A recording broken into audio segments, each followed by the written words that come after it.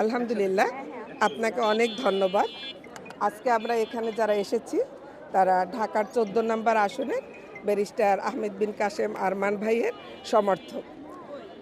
আমরা আগামী যে ১২ তারিখ জাতীয় নির্বাচন অনুষ্ঠিত হবে, আমরা নারীরা মনে করছি আরমান ভাইয়ের মতো একজন সৎ, যোগ্য, বিনয়ী মানুষ যদি আমাদের নেতা হন, এই সমাজটা, এই ১৪ নম্বর আসনটাকে একটা নারীর জন্য নিরাপদ সমাজ তৈরি করতে পারবেন ইনশাআল্লাহ।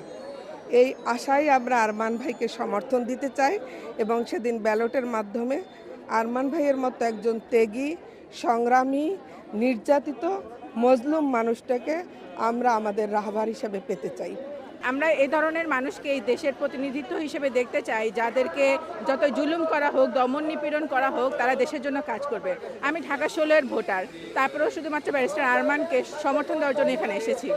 মজলুম মানুষ অনেক কষ্ট করে গিয়েছেন, তিনি নিজের জন্য চাইলেই নিজের স্বার্থের জায়গায় চলে যেতে পারতেন, কিন্তু একমাত্র মানুষের জন্য তিনি পাশে এসে দাঁড়িয়েছেন।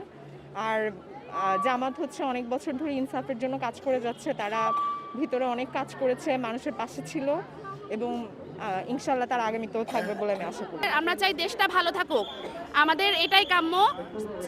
সেক্ষেত্রে সেজন্য আমরা বাংলাদেশ জামাত ইসলামকে ভোট দিব, ব্যারিস্টার আরমান সাহেবকে ভোট দিব।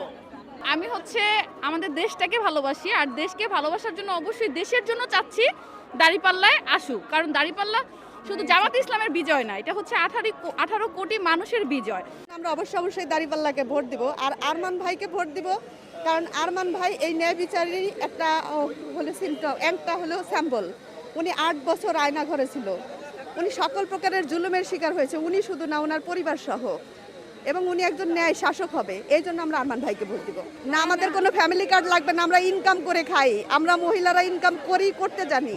বাংলাদেশের নারীরা তাদের সমস্ত অধিকার বাংলাদেশ জামাতে ইসলামের মাধ্যমে এনশিওর করতে পারে, এটা আমাদের দৃঢ় বিশ্বাস।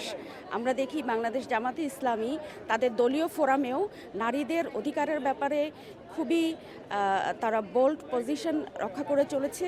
এখানে যেসব নারীরা কাজ করেন তারা দলীয় ফোরামে খুবই স্যাটিসফাইড, এবং আমরা আশা করি যদি বাংলাদেশ জামাতে ইসলামের নেতৃত্বে সরকার গঠন হয়, তাহলে এই সরকারও পুরো বাংলাদেশের সমস্ত নারীর যে আশা আকাঙ্ক্ষা এবং অধিকার সেটা তারা স্ট্যাবলিশ করতে পারবে।